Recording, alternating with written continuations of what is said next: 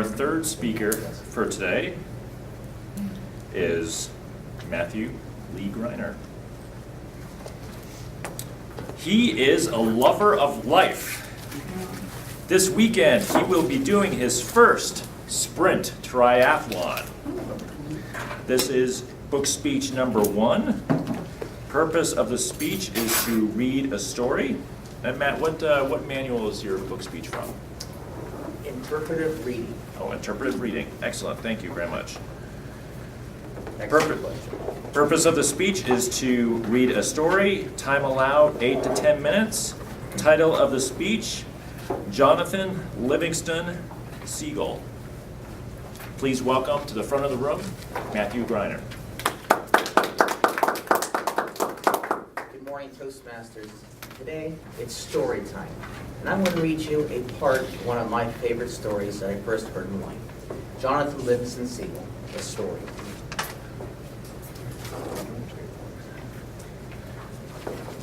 It was morning, and a new sun sparkled gold across the ripples of a gentle sea. A mile from shore, a fishing boat chummed the water, and the word for breakfast flashed through the air, till a crowd of 1,000 seagulls came to dodge and fight for bits of food. It was another busy day beginning. But way off alone, out by himself beyond the boat and shore, Jonathan Livingston Seagull was practicing. 100 feet in the sky, he lowered his webbed feet, lifted his beak, and strained to hold a painful, hard twisting curve through his wings. The curve meant that he would fly slowly, and now slowed until the wind was just a whisper in his face. Until the ocean stood still beneath him, he narrowed his eyes in fierce concentration, held his breath, forced one single more inch of curve. Then his feathers ruffled, he stalled, and fell. Seagulls, as you know, never falter, never stall. To stall in the air is for them disgrace, and it is dishonor. But Jonathan Livingston Seagull, unashamed, stretching his wings again in that trembling hard curve, slowing, and stalling once more, was no ordinary bird. Most gulls don't bother to learn more than the simplest facts of flight, how to get from shore to food and back again. For most gulls, it is not flying that matters, but eating. For this gull, though, it was not eating that mattered, but flight. More than anything else, Jonathan Livingston Seagull loved to fly. This kind of thinking, he found, is not the way to make one's popular with other birds. Even his parents were dismayed as Jonathan spent whole days alone, making hundreds of low-level glides experimenting. He didn't know why, for instance, but when he flew at altitudes less than half his wingspan above the water, he could stay in the air longer with less effort. His glides ended not with the usual feet down splash into the sea, but with a long, flat wake as he touched the surface with his feet tightly streamlined against his body. When he began sliding in, feet up, landing on the beach, then pacing the length of his slide in the sand. His parents were very much dismayed indeed. "Why, John, why?" his mother asked. "Why is it so hard to be like the rest of the flock, John? Why can't you leave the low-level flying to the pelicans, the albatross? Why don't you eat, son? You're bone and feathers." "I don't mind being bone and feathers, Mom. I just want to know that I can do in the air what I can't. That's all. I just want to know." "See here, Jonathan," said his father, not unkindly. "Winter isn't far away. Boats will be few and the surface fish will be swimming deep. If you must study, then study food and how to get it. This flying business is all very well, but you can't eat a glide, you know. Don't you forget the reason that you fly is to eat." Jonathan nodded obediently. For the next few days, he tried to behave like the other gulls. He really tried, screeching and flying with the flock around the piers and fishing boats, diving on scraps of fish and bread, but he couldn't make it work. "It's all so pointless," he thought, deliberately dropping a hard one anchovy to a hungry old gull chasing him. "I could have been spending all this time learning to fly. There's so much to learn."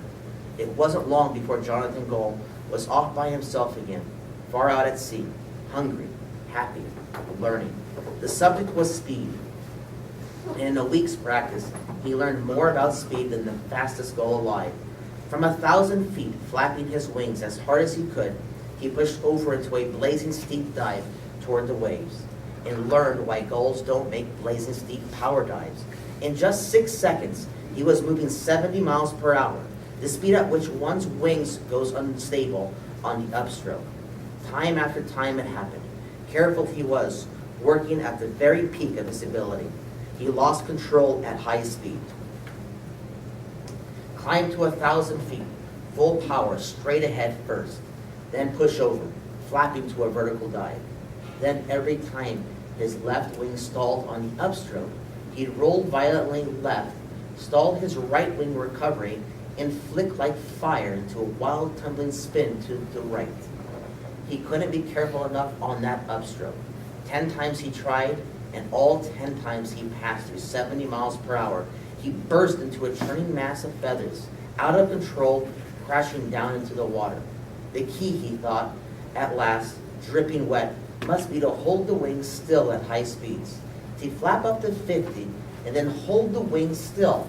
From 2,000 feet, he tried again, rolling to his dive, beak straight down, wings full out and stable from the moment he passed 50 miles per hour. It took tremendous strength, but it worked. In 10 seconds, he had blurred through 90 miles per hour. Jonathan had set a world speed record for seagulls, but victory was short-lived. The instant he began his pull-out, the instant he changed the angle of his wings, he snapped into that same terrible, uncontrolled disaster. And at 90 miles per hour, it hit him like dynamite. Jonathan exploded in midair and smashed down into the brick-hard sea. When he came to, it was well after dark, and he floated in the moonlight on the surface of the ocean. His wings were ragged bars of lead, but the weight of failure was even heavier on his back. He wished feebly that the weight could be just enough to drag him gently to the bottom and end it all. As he sank low in the water, a strange, hollow voice sounded within him. There's no way around it. I am a seagull. I am limited by my nature. I were meant to learn so much about flying, I'd have charts for brains. If I were meant to fly at speed, I'd have a falcon's short wings and live on mice instead of fish. My father was right. I must forget this foolishness. I must fly home to the flock and be content as I am, as a poor, limited seagull. The voice faded, and Jonathan agreed. The place for a seagull at night is on shore, and from that moment forth, he vowed he would be a normal gull. It would make everyone happier. He pushed warily away from the dark water and flew toward the land.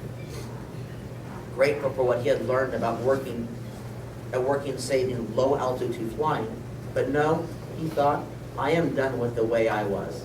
I am done with everything I've learned. I am a seagull like every other seagull, and I will fly like one. So he climbed painfully to 100 feet and flapped his wings harder, pressing for shore.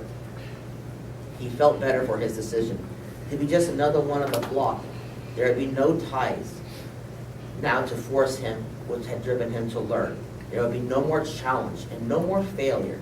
It was pretty, just to stop thinking and fly through the dark toward the lights above the beach. Dark, hollow voice crackled in alarm. Seagulls never fly in the dark.